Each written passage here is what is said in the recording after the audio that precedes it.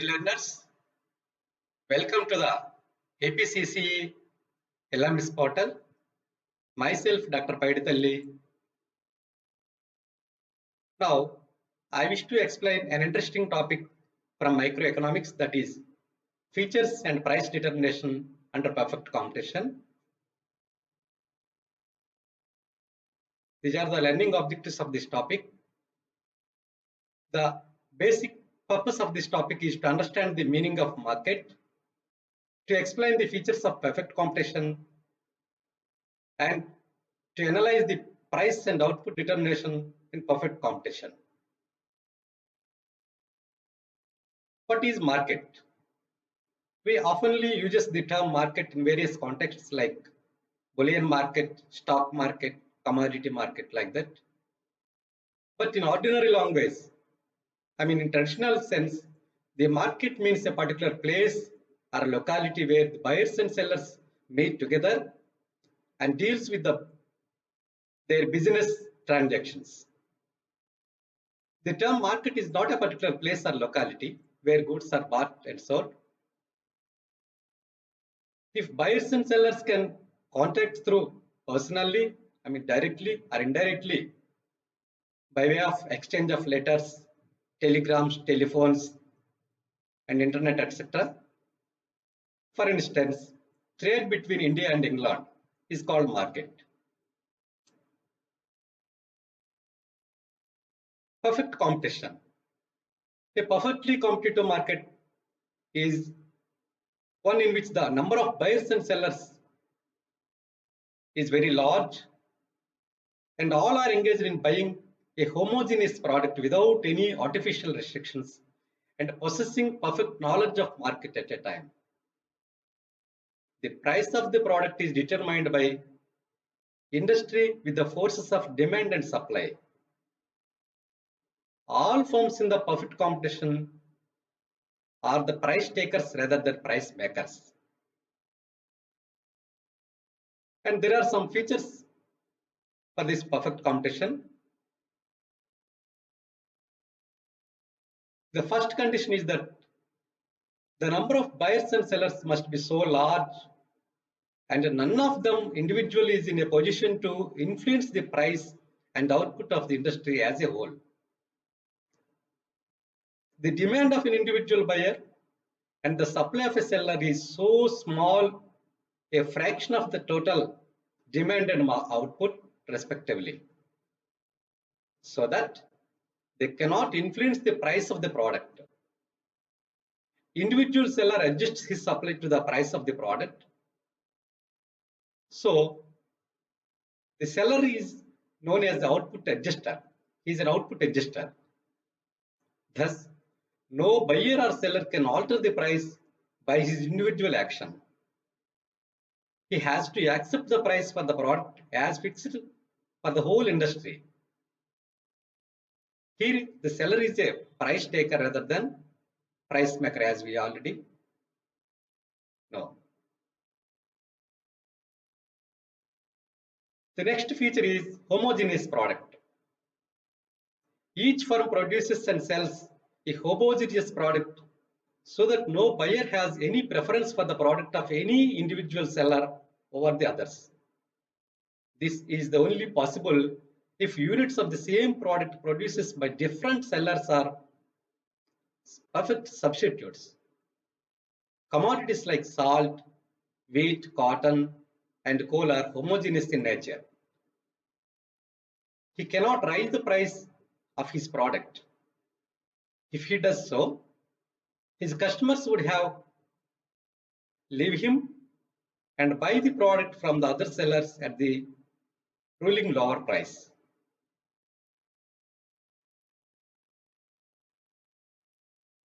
The next condition is absence of artificial restrictions. There is a complete openness in buying and selling of goods. Sellers are free to sell their goods to any buyers, and the buyers also are free to buy from any sellers. In other words, there is no discrimination on the part of buyers or sellers. Moreover, Prices are liable to change freely in response to demand and supply conditions.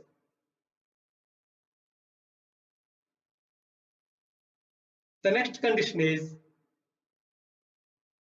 that the firms should be free to enter or leave the industry.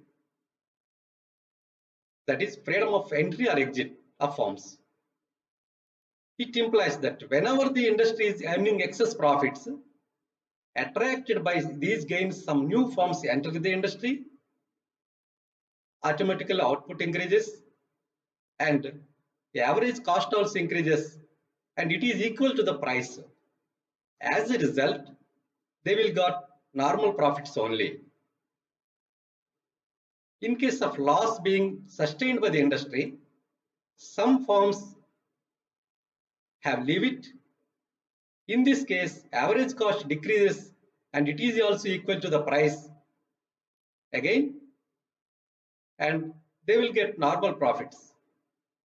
Losses are automatically disappears. In the long run, all firms must earn normal profits only. The perfect mobility of goods and factors is another requirement.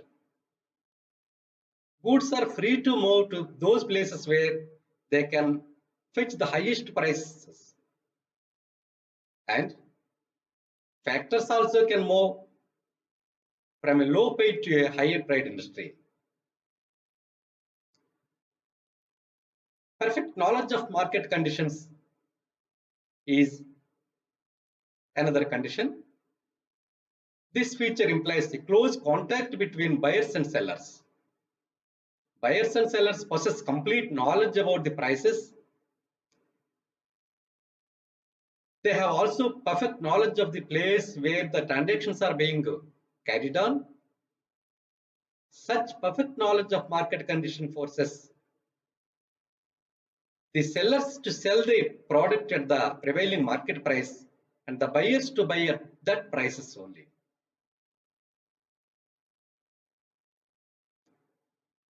Absence of transport costs is the next feature of this perfect competition. There are no transport costs in carrying a product from one place to another place. This condition is essential for the existence of perfect competition, which requires that a commodity must have the same price everywhere at any time. If transport costs are added to the price of the product, even homogeneous product will have different prices depending upon the transport costs from the place of commodity of supply. The last condition is that absence of government regulations. There is no government intervention in the form of tariffs, subsidies, rationing of production or demand, so on. Here, there is an infinitely elastic demand curve. The first two characteristics makes the individual firms price takers under perfect competition. The firm's demand curve are infinitely elastic, indicating that any amount can be sold at a prevailing price. The demand curve is horizontal to x-axis like this. The average revenue and the marginal revenue curves are coinciding here. The demand curve of the individual firm is also its average revenue and marginal revenue curves, so that here price is equal to demand is equal to average revenue is equal to marginal revenue. There is a difference between perfect competition versus pure competition. The first four conditions related to the pure competition, and the other conditions also required for the existence of perfect competition. The practical importance of perfect competition is not much in the present times because it is an ideal, it is a hypothetical market, ideal market. Few markets are perfectly competitive. Those are staple food products and raw materials. Though the real world does not fulfill the conditions of perfect competition, perfect competition is studied for the simple reason that it helps us in understanding the working of an economy, where competitive behavior leads to the best allocation of resources and the most efficient organization of production. The demand and supply schedule is shown in the table. When the price of a commodity is rupees 40 per kilogram, both the demand and supply are 60 kilograms. This is the equilibrium quantity which has been determined by the equilibrium price of rupees 40. If at any time price becomes lower or higher than rupees 40, the forces of demand and supply will bring it back to rupees 40. For instance, if price falls from rupees 40 to 30, demand rises to 80 kilograms and supply decreases to 45 kilograms. Less supply of a commodity in relation to higher demand will raise the price to rupees 40. As a result, demand will fall to 60 kilograms and supply will also increase 60 kilograms. Thus, the equilibrium price is re-established. On the contrary, with the rise in price to rupees 50, demand falls to 40 kilograms and supply increases to 75 kilograms. When every seller tries to sell his product first, he must lower the price a little and others also follow him till price comes down to 40 rupees and the equilibrium between demand and supply is established. Now, equilibrium between demand and supply. Here, GD1 is demand curve which slopes negative and SS1 is supply curve. Both DD1 and SS1 intersects at E, point E, which is the equilibrium point. OP is the equilibrium price at which OQ is equilibrium quantity, is bought and sold. If price falls from OP to OP1, demand increases. Demand is P1 D1 is greater than P1 S1 supply. Here, S1 D1 portion is excess demand. Competition among buyers will raise the price from OP1 to the equilibrium price OP.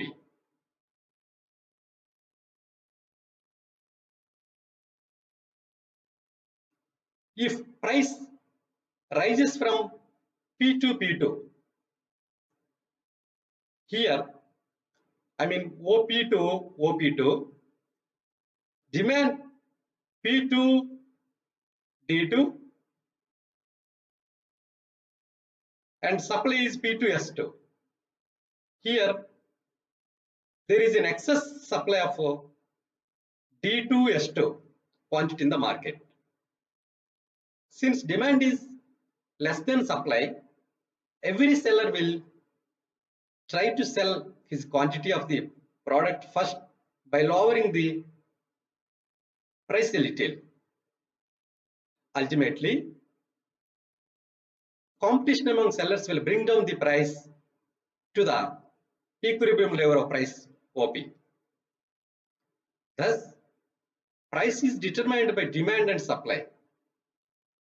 Once the equilibrium price is established, any deviation from this level will be restored by the automatic forces of demand and supply. There are some changes in demand and supply. We studied the static equilibrium in the above analysis by assuming unchanged demand and supply. But in reality, change in demand or change in supply or change in both demand and supply bring about changes in equilibrium price and quantity. And at every change in a new equilibrium position is established. The effects of changes in demand and supply on the price and quantity of a products are explained with the help of figures. Here, effects of changes in demand. Any changes in the factors determining the demand such as money, income, price of related goods, taste, preferences, and so on tends to shift the market demand curve. An increase in the demand from DD to D1 D1, supply remains constant. Increase in price from P to P1 and quantity Q to Q1, because actual price is P and quantity is Q. Actual equilibrium is E. If demand increases, demand curve shifts right side, that is upward, where new demand curve D1 D1. Here new equilibrium position is E1. So if demand increases, both price and quantity also increases. Here there is a positive relation. I mean, there is a proportionate relationship between demand and price and quantity. A fall in demand from D to D2, here D to D2 D2, reduces the price from P to P2 and also reduces quantity from Q to Q2. This is the effects of changes in supply. Here demand is constant. Supply curve also may shift according to the expectations of future technological changes, number of products, etc. As we already know, the demand is as it is, remaining as it is. Increase in supply from SS to S1, supply curve shifts right side. That is, there is a new supply curve, that is S1 will leads to reduce the price and quantity increases.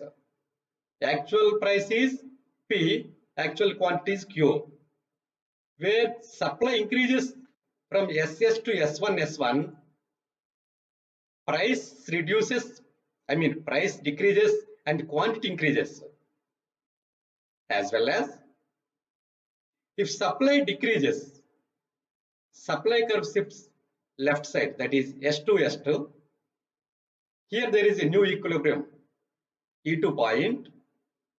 Here the decrease in supply, price increases and quantity decreases. So here if supply increases, there is an inverse relationship between price and quantity. That means price decreases, quantity increases. If supply decreases, price increases, quantity decreases.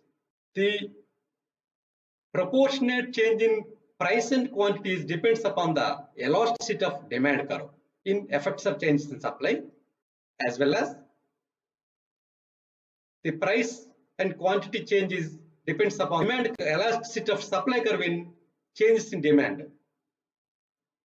So these are the changes in supply and demand.